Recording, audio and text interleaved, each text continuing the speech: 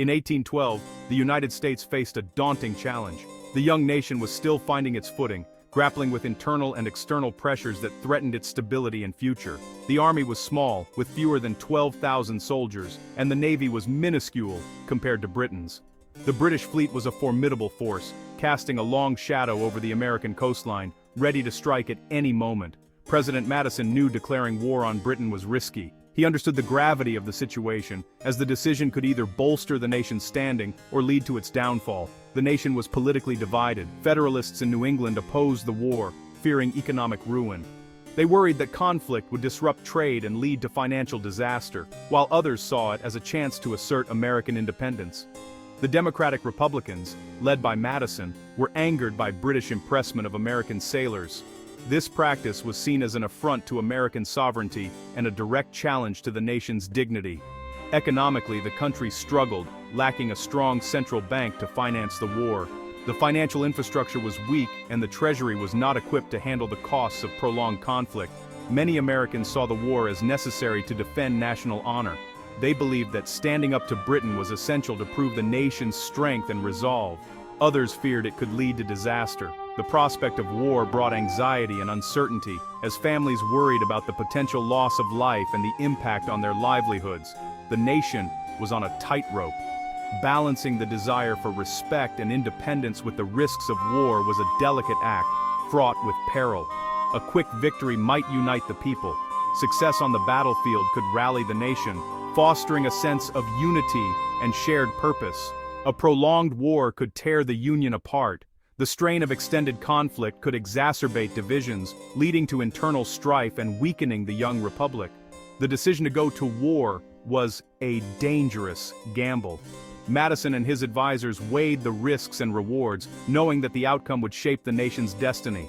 The stakes were high for the young nation. As the storm clouds of war gathered, the United States stood at a crossroads, its future hanging in the balance. At the dawn of the 19th century, a new generation of bold and ambitious leaders began to make their mark on American politics. These men, known as the War Hawks, were young, energetic, and determined to shape the future of the United States. They entered Congress with a sense of urgency and a vision for a stronger, more respected nation on the world stage.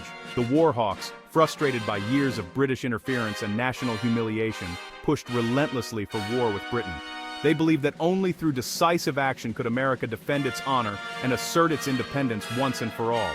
Among their most passionate voices were Henry Clay of Kentucky and John C. Calhoun of South Carolina. These charismatic leaders argued that war was not just necessary, but inevitable. They insisted that only by standing up to Britain could the United States force the world to respect American rights, especially the right to trade freely and protect its citizens from foreign aggression.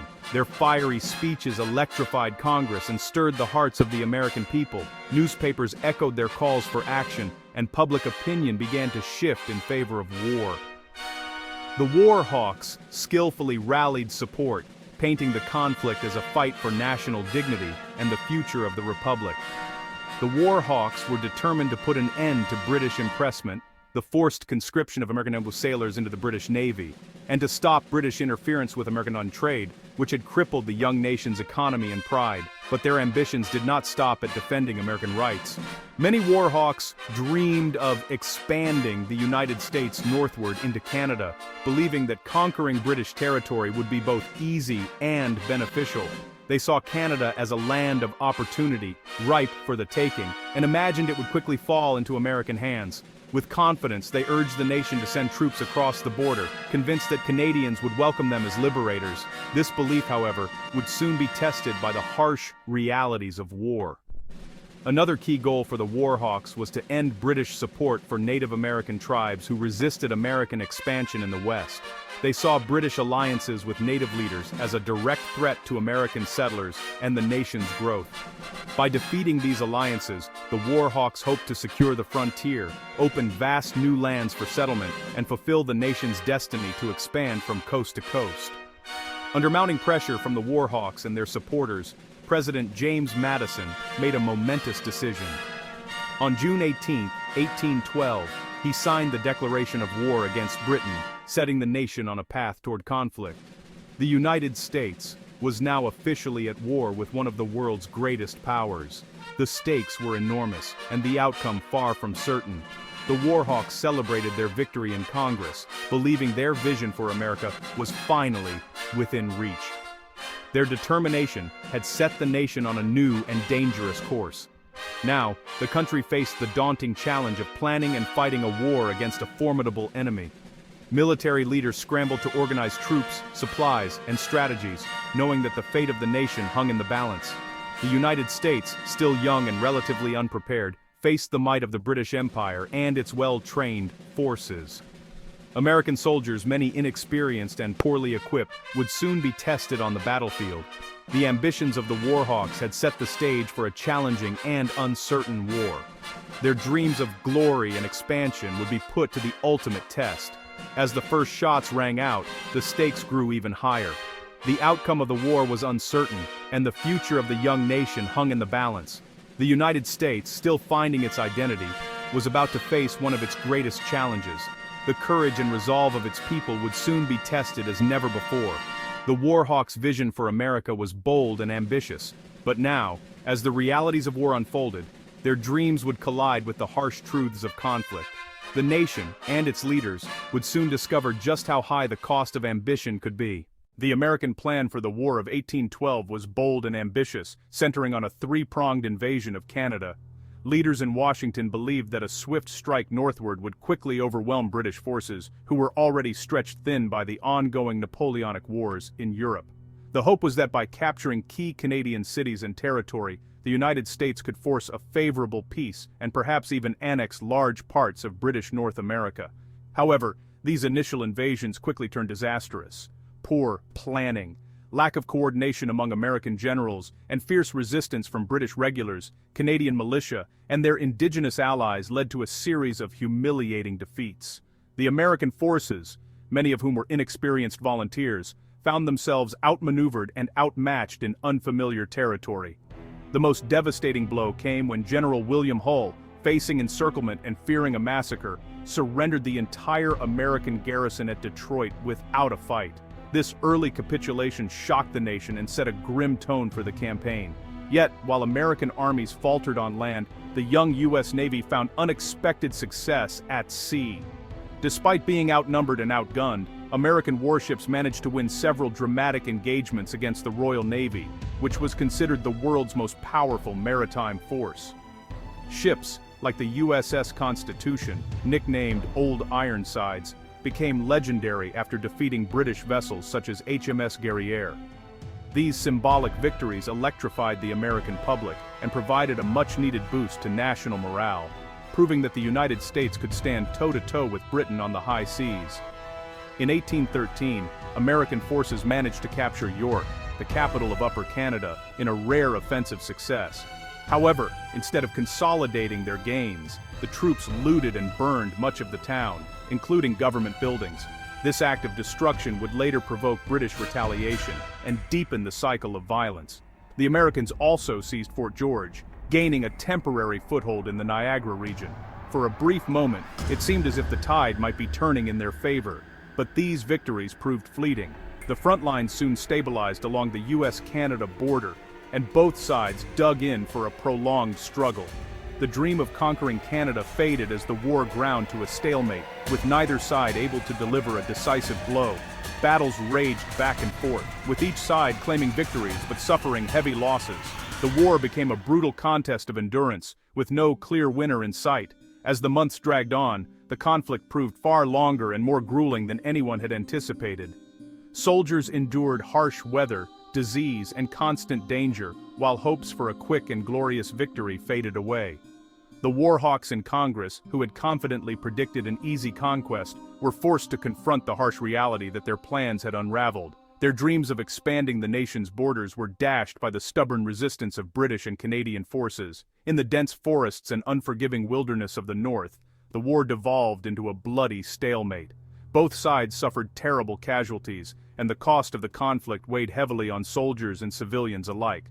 Back home, American families anxiously read letters from the front, grappling with the grim realities of war. Young soldiers, many far from home for the first time, reflected on the hardships and uncertainty they faced each day. The path to victory was shrouded in uncertainty, with daunting obstacles ahead.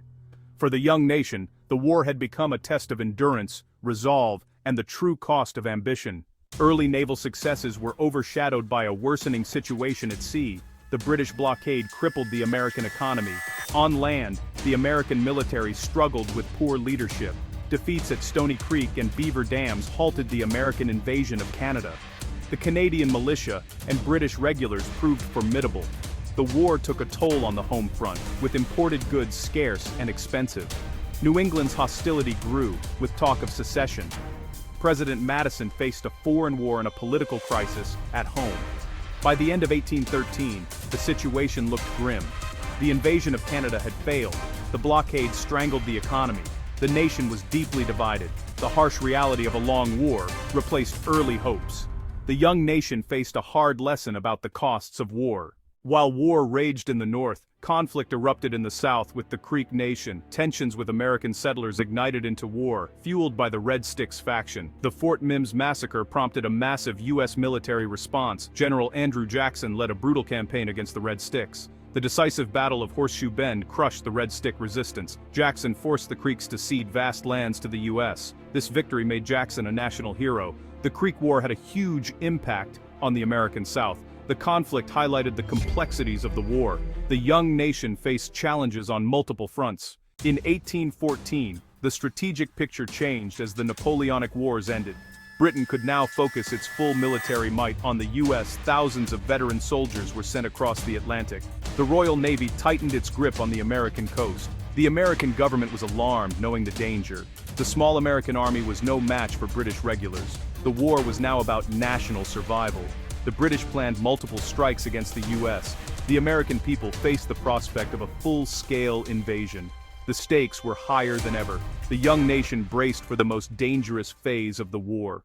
The British planned multiple attacks, including a raid on the Chesapeake Bay. Vice Admiral Cochrane and General Ross led the campaign. In August 1814, British troops landed in Maryland, causing panic. American leaders were unsure of the target, leading to weak defenses. General Winder scrambled to assemble a militia. The British marched with discipline, while American forces were disorganized. The stage was set for a confrontation near Washington, D.C. The nation's honor and government were on the line. The young nation faced a critical moment in the war. On August 24, 1814, the British approached Bladensburg, near Washington, D.C. The American defense was poorly arranged, leading to disaster. The Battle of Bladensburg was a rout, with American forces fleeing. The road to Washington was open for the British. President Madison narrowly escaped capture. Dolly Madison saved important state papers and a portrait of George Washington. British troops marched into Washington, setting public buildings on fire. The burning of Washington was a national humiliation. The Capitol was captured and its buildings destroyed. The British achieved their goal of disrupting the American government. The young nation faced its lowest point in the war. The burning of Washington was a painful lesson. The nation had to find a way to rally and fight on. After burning the Capitol, British troops targeted the president's house. They found it empty and set it on fire. The burning of Washington was a profound humiliation. The Capitol was captured and public buildings destroyed. The British achieved their goal of disrupting the American government. The nation faced a severe crisis with its government scattered. The British moved on to target Baltimore. The defenders of Baltimore were better prepared. The burning of Washington sparked a new sense of resolve. The nation faced a turning point in the war. The humiliation created a desire for redemption. The young nation was determined to fight on. The path to victory was uncertain, but the resolve was strong.